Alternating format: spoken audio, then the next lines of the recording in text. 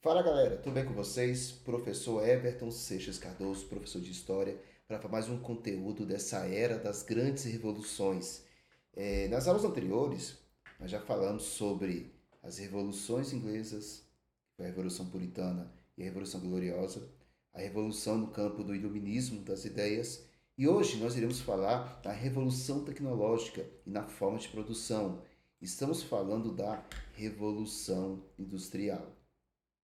Lembrando que esse período, há muitos historiadores, foi chamado a Era das Revoluções entre o século XVII e XVIII, porque tivemos as revoluções inglesas, a revolução do iluminismo, das ideias iluministas, a revolução industrial, a revolução americana, as revoluções pelo processo de independência dos países da América Latina e a maior de todas, a Revolução Francesa. Por isso que é chamado a Era das Revoluções. E hoje, quando a gente vai falar sobre a Revolução Industrial, essa aula vai ser dividida em duas partes. Primeiro, vamos falar os antecedentes, como era feito o trabalho artesanal e de manufatura, e depois para essa transição da maquinofatura, das tecnologias da Revolução Industrial e os motivos que levaram à Revolução Industrial. Na próxima aula, numa segunda aula sobre a Revolução Industrial, vamos falar principalmente desse novo formato de trabalho, a divisão de grupos, de dois novos grupos, os operários, proletariado e a burguesia, donos de fábricas e também os grandes comerciantes e banqueiros, e também dos movimentos de trabalhadores. Então será feito em duas aulas, ok? Primeiro, entender os motivos. Por que a Inglaterra? Quais são as condições para ter iniciado esse processo de industrialização? Primeiro, é importante destacar a questão da estabilidade política. Isso devido às revoluções inglesas. Lembrando que, já estou isso na aula passada, que as revoluções inglesas começou quando o parlamento brigou com o rei, um rei absolutista, um rei autoritário, querendo concentrar os poderes nas suas mãos. Esse parlamento, formado principalmente por burgueses, comerciantes, não aceitou esse autoritarismo, principalmente de aumentar os impostos, prejudicando a economia da burguesia. E com isso houve duas grandes revoluções. Começou com a puritana, depois foi a gloriosa, no processo de mais ou menos 100 anos. E o parlamento venceu. Como o parlamento venceu, diminuiu os poderes do rei. O rei ficou mais de formato simbólico, somente com o conselheiro. E o parlamento que governava de fato a Inglaterra. E esse parlamento, formado principalmente para a burguesia, essa burguesia começou a defender os interesses da sua própria classe. Então, isso gerou uma estabilidade política para simplesmente defender os interesses da classe da burguesia. O segundo, capital acumulado. Quer dizer, a Inglaterra estava num momento economicamente bom, financeiramente bom, e, e a burguesia estava muito rica. Com esse dinheiro que eles tinham sobrando, eles começaram a investir em novas tecnologias. Então, esse é o segundo motivo. E também uma mão de obra disponível para poder trabalhar nas fábricas. É, isso é muito importante entender. Não é um trabalho de escravidão e nem de servidão. É um trabalho assalariado, mas muita gente disponível. E isso vai criar um fenômeno, que a gente vai ver na próxima aula, que eu poderia pagar salários mais baixos, porque tinha muita gente querendo trabalhar. Então, tudo isso ajudou que essa revolução acontecesse na Inglaterra. A Inglaterra então é chamado de berço da Revolução Industrial, ok? Mas vamos entender como era feito antes. Antes da Revolução Industrial, o trabalho era feito de forma artesanato, quer dizer, artesanal. Era feito, a produção era feita em casa. Estamos falando ali na Baixa Idade Média, entre os séculos 11, 12 e 13, quando surgiram as feiras medievais. O, o, o trabalho, muitas vezes, dentro da feira, assim, tinha um artesão que produzia roupas, sapatos, entre outros objetos. E era feito manualmente. Você tinha as pequenas oficinas. Tinha o mestre e tinha um aprendiz, geralmente no máximo um ou dois aprendizes. Mas o mestre fazendo todo o trabalho artesanal, feito de forma manual. Então, você tinha as próprias ferramentas, você só tinha que abastecer o mercado local, quer dizer, somente as feiras. Não pensava assim, em fazer em grande produção para poder vender para outras feiras de outros países, somente abastecer a feira local, quer dizer, a população local. E o artesão tinha todo o controle do processo, focado em suprimir as necessidades básicas daquelas pessoas que viviam naquele local. Com o tempo, vai nascer o trabalho chamado de manufatura. Ainda é um artesanal, mas o que acontece? Com o aumento, deixa eu mudar aqui de posição. Com o aumento das feiras, e muitas vezes vindo comerciantes de outros locais, e muitas vezes desejavam comprar produtos, faziam um pedido maior, houve uma necessidade de contratar mais pessoas para que pudesse ajudar no trabalho. Então você tem o quê? O artesão, que era dono da oficina, acaba desaparecendo. Muitas vezes agora você tem um burguês que vai comprar um estabelecimento, vai contratar vários trabalhadores, vários artesãos com habilidades, para poder fazer esse trabalho, para poder suprir a necessidade.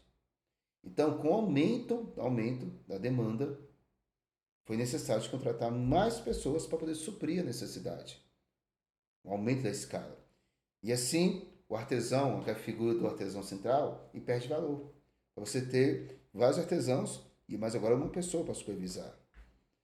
Uma pessoa fica lá controlando, organizando, outra supervisionando e as duas trabalhando. Começa a ter uma divisão de trabalho, uma fragmentação. E o artesão perdeu o domínio completo do processo produtivo. Agora você tem várias pessoas trabalhando.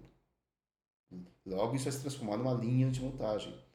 Mas então você tem várias pessoas com habilidades para poder trabalhar, para poder suprir essa necessidade, essa demanda. E o que acontece? Com o tempo, deixa eu mudar aqui de posição de novo. Para cá. Com o tempo, houve uma necessidade de criar tecnologias para suprir toda a necessidade, toda a demanda. O aumento do comércio, não era mais feiras. Agora simplesmente eram pessoas comprando produtos de uma cidade para outra. Imagine, você mora em Liverpool e a feira fica em Manchester. Aí você fala, ó, em Liverpool vai ter uma grande festa, eu preciso de 50 vestidos para vender, vai ter uma grande festa com a nobreza de Liverpool. E só quem faz isso são as costureiras de Manchester. São cidades inglesas, usando como exemplo. E para você poder suprir, falar, eu tenho 30 dias, mas nossa, eu não tenho costureira suficiente. Então vou ter que buscar outra pessoa para fazer isso. Houve uma necessidade de investir em tecnologias, em máquinas que pudesse fazer isso de forma mais rápida. O trabalho artesanal, o trabalho manufatural, virou o quê? Maquinofatura. Uma utilização de um instrumento, de uma máquina, para poder substituir vários trabalhadores e assim conseguir entregar essa demanda, essa necessidade. Você transforma. Nasce o chamado tear mecânico. Tear mecânico. Gente, esse tear, a princípio, que nem a imagem está mostrando aqui, ó, você tinha como fosse um volante, com uma manivela, e você girava e assim várias agulhas iriam costurando ao mesmo tempo. E ficava uma pessoa simplesmente lá com as mãos para separar as linhas, para poder não misturarem. Trançar, mas sem, no caso, embolar. Gente, isso transforma a forma de produção. Ao mesmo tempo, você não tem 50 costureiras. De repente eu preciso de 5 pessoas para ajudar aqui, ó, a trabalhar. Uma fica girando, uma cansa, outra vai lá e substitui. E fica umas 2 ou 3 lá organizando as linhas, ou trocando as linhas. E assim, você consegue produzir muito mais rápido e transforma a forma de produção, conseguindo entregar as demandas. Você tem uma transformação, uma revolução na forma de produzir. Por isso que é chamado de revolução industrial, porque é uma revolução, uma transformação na forma de produzir. Com isso, gente, com isso, a grande burguesia começou a investir mais ainda em fábricas para poder atender as demandas. E buscando novas tecnologias para simplesmente conseguir entregar as necessidades do povo. Uma questão muito importante para falar sobre a Revolução Industrial, que ela começa principalmente no campo têxtil, quer dizer, na produção de roupas. Aí eu pergunto, qual é vou dizer assim, a matéria-prima para você produzir roupas? Temos o algodão, a lã, a seda, entre outros. A matéria-prima para se produzir roupas. O algodão vem de plantas. A lã de ovelhas. E a seda do bicho da seda. Mas o que acontece? Com o aumento da produção, principalmente de roupas, naquela época, gente, para você ter uma ideia, as pessoas geralmente tinham 3 ou 4 camisetas, 3 ou 4 calças no máximo. E, e tinha que utilizar, por exemplo, durante o ano todinho, para trabalhar, dormir, passear. E as roupas se desgastavam muito rápido. Mas com o aumento da produção, principalmente do tear mecânico, se produziu roupas muito mais rápido e as pessoas agora tinham 5, 6, 7 camisetas. E assim, com essa mudança, essa transformação, precisou ter mais matéria-prima. E onde eu vou conseguir essas matérias-primas? Houve um processo chamado de cercamentos. Cercamentos da área rural. Isso é muito importante destacar, gente, para a gente entender, principalmente, o que vai levar essa briga entre os operários, os antigos camponeses, com a burguesia. Por quê? Primeiro, muitos eram camponeses, tinha sua rocinha lá, sua pequena roça, e sobrevivia com sua família. Mas o que acontece? Chega um grande fabricante, um grande burguês, que tem uma fábrica, querendo produzir roupas em grande quantidade, vai chegar para esses camponeses e falar, ó, eu estou precisando de terras, ou para plantar algodão, ou para servir de pasto para minhas ovelhas, para gerar matéria-prima, o algodão ou a lã. A seda vinha da China, por isso que é mais caro e é mais raro, né? As roupas são mais raras, vamos dizer assim, tem a mesma quantidade de roupas de algodão e de lã. E eles compravam essas terras dos camponeses, um preço muito baixo, e falavam, ó, você com esse dinheiro vai trabalhar na minha fábrica, vai ganhar mais dinheiro, para poder comprar suas coisas. O ex-camponês, que agora é um operário, ele simplesmente tem a ilusão de que, não, vou ganhar muito dinheiro, não vou precisar mais ter minha rocinha, vou poder comprar minhas coisas. E a gente vai ver isso, principalmente na próxima aula, que foi uma ilusão, que tinha que trabalhar com toda a família para poder ter um mínimo de sustento. Mas suas terras, suas pequenas roças, foram cercadas agora. E não tinha mais acesso, perdeu suas terras.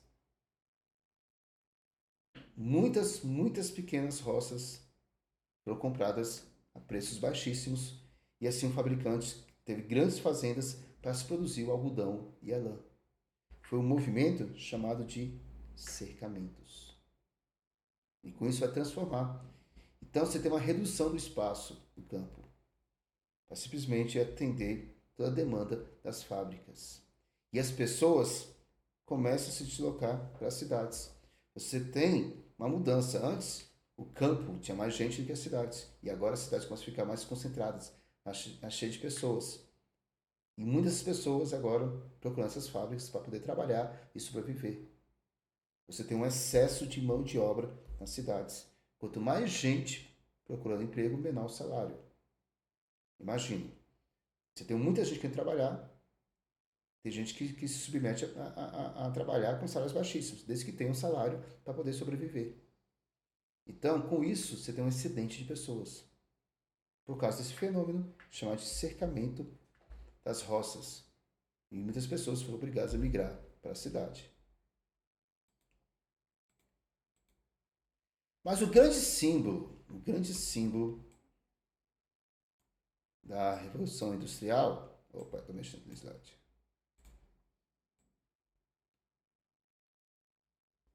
Vai ser o tear mecânico. Desculpa, a máquina a vapor, perdão. A máquina a vapor vai ser o grande símbolo da Revolução Industrial, criado por James Watt, um engenheiro que consegue criar uma tecnologia com uma força motriz através do vapor. Gente, O vapor vai ser a força principal para fazer com que essa máquina funcionasse. Mas como assim? Como ela funciona? Me explica aí. Então já viu uma panela de pressão, né? Como funciona uma panela de pressão? Você tem, pelo desenho, ó, essa é uma fogueira de São João. Você tem a fornalha, que é o fogão, e a caldeira. Quando você enche essa caldeira de água, a fornalha acaba fazendo o quê? Porque a fornalha está aquecendo e essa água em estado líquido vai se transformar no estado de vapor. Só que numa panela de pressão, você tem o pito, né? Para dissipar esse vapor. Para dissipar esse vapor. Agora imagine o seguinte. Ao invés de botar um pito em uma panela de pressão, eu vou fazer como fosse tubulações. Quanto mais fino, mais forte esse vapor vai soprando. E se eu colocar esse vapor dentro dessas tubulações, batendo em engrenagens de máquinas, antes desse pito sair de uma chaminé, quer dizer, antes desse vapor sair de uma chaminé, com a força desse vapor é tão forte que quando bate nesse maquinário, faz com que esse maquinário comece a girar, a rodar. Então, olha só, a força do vapor é capaz da água líquida, água em estado a vapor, em estado gasoso, é capaz de sair e bater em engrenagens para soprar mais forte e mais rápido. Tão forte, gente, que eu posso colocar uma locomotiva aqui, um trem, carregando pedras, toneladas de pedras, que vai andar. A força do vapor. Ou até em embarcações. Então, gente, a máquina do vapor vai ser o símbolo dessa transformação.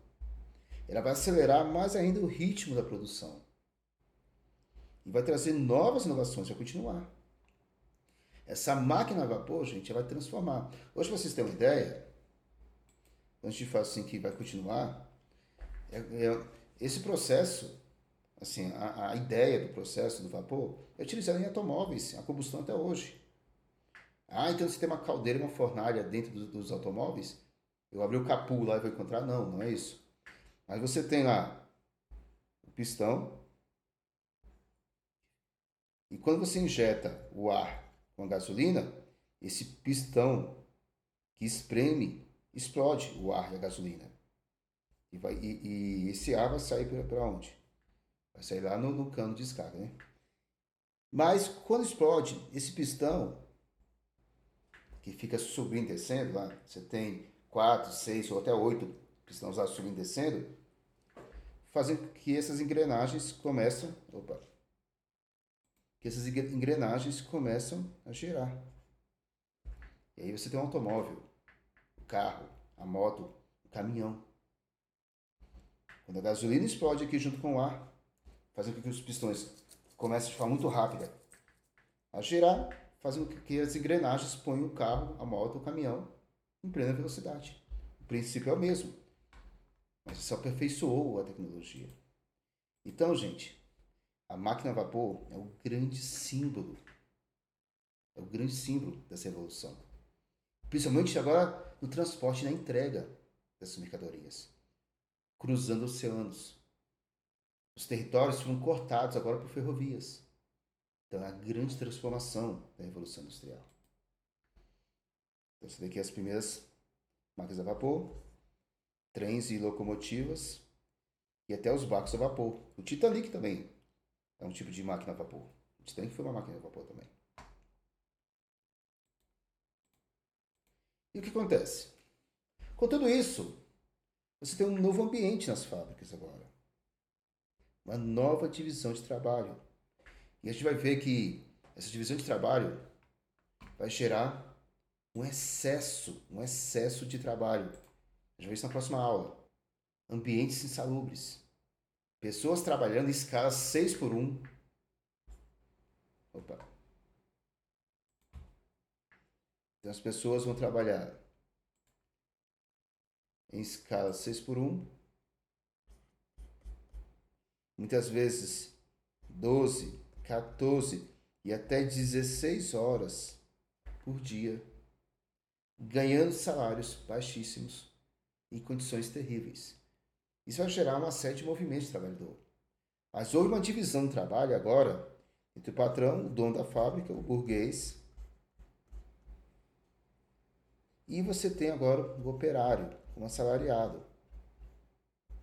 Também é chamado de proletariado. Então você tem essa nova divisão de trabalho que vai gerar os movimentos, muitas vezes alguns violentos, outros mais de negociação, mas vai transformar a forma da relação de trabalho que até hoje nós temos. Mas vai ser tema da nossa próxima aula, ok? Então, a conclusão dessa primeira aula. Nós tivemos uma mudança na forma de produção, uma transição na forma de produção do artesanato, da manufatura para a maquinofatura. Esse novo sistema econômico, que a gente vai chamar de capitalismo industrial, onde o foco agora é na produção das fábricas, e vai gerar esse conflito social que a gente vai ver principalmente na próxima aula, ok? Então vamos resolver uma questão. Questão 1. Deixa eu ir aqui para o canto.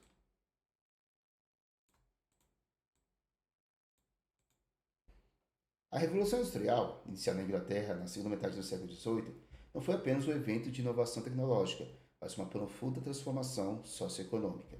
A introdução da máquina a vapor, o surgimento das fábricas e a consolidação do sistema capitalista alteraram drasticamente a organização do trabalho, as paisagens urbanas e a estrutura dessas classes sociais. O antigo sistema artesanal deu lugar à produção em massa, consolidando a divisão entre burguesia industrial, detentora dos meios de produção, o proletariado, e havendo sua força de trabalho em troca de salário. Vamos julgar os itens agora em certo ou errado. Letra A. O pioneirismo inglês da Revolução Industrial pode ser explicado entre outros fatores, pela existência de grandes reservas de carvão mineral, ferro no país, além do capital acumulado por meio do comércio internacional e o processo de cercamento dos campos que gerou uma abundante mão de obra barata para as fábricas urbanas. Sim, tá certo. Uma questão que é importante destacar, essa questão que a matéria-prima para você fazer com que a máquina a vapor funcionasse era o carvão mineral. E o ferro para você construir as máquinas. O carvão, gente, quando você principalmente vai fazendo lá, escavando o solo, e você tem o carvão, que é a mistura de várias coisas que você decompondo no decorrer do tempo, madeira, pedras, animais, etc., ela é essencial para fazer o quê? Quando você põe lá na fornalha, pega fogo muito rápido, gera uma energia muito forte, um calor em abundância, que você consegue fazer com que a água se transforme nesse vapor. Então, o carvão mineral em abundância foi muito importante para a Revolução Industrial na Inglaterra. Por isso que essa questão está correta. B. A introdução das máquinas no processo produtivo melhorou significativamente as condições de vida e trabalho dos operariados, desde o início do processo, resultando em jornadas de trabalho reduzidas, ambientes salubres e erradicação do trabalho infantil. A gente vai ver isso principalmente na próxima aula, que isso é todo esse fenômeno contrário. O início da Revolução Industrial gerou um excesso de trabalho para a classe trabalhadora, que vai gerar esses movimentos, que vai contestar, pedindo mudanças através de meios violentos ou através de reformas. A gente vai ver isso na próxima aula. Então a letra B está errada. A maquinofatura da Inglaterra, no início do século XVIII, caracterizou-se pela divisão do trabalho nas fábricas. E os trabalhadores eram chamados de operários e proletariados. Certinho. D. A Revolução Industrial, ocorrida a partir da segunda metade do século XVIII, manteve-se restrita à França, utilizando carvão mineral e o petróleo como sua principal fonte de energia e matéria-prima. Gente, olha só, essa questão está errada, porque o petróleo vai ser chamado na segunda Revolução Industrial, a era da combustão, e ela não ficou restrita na França, pelo contrário, vai nascer na Inglaterra e depois vai se espalhar por toda a Europa, ok? Então, gabarito certo ou errado, certo ou errado. Então, gente, essa é a nossa primeira aula sobre Revolução Industrial. Na próxima, a gente vai falar principalmente da questão dos movimentos trabalhistas. Espero ter gostado. Até a próxima. Valeu, gente. Obrigadão. Tchau, tchau.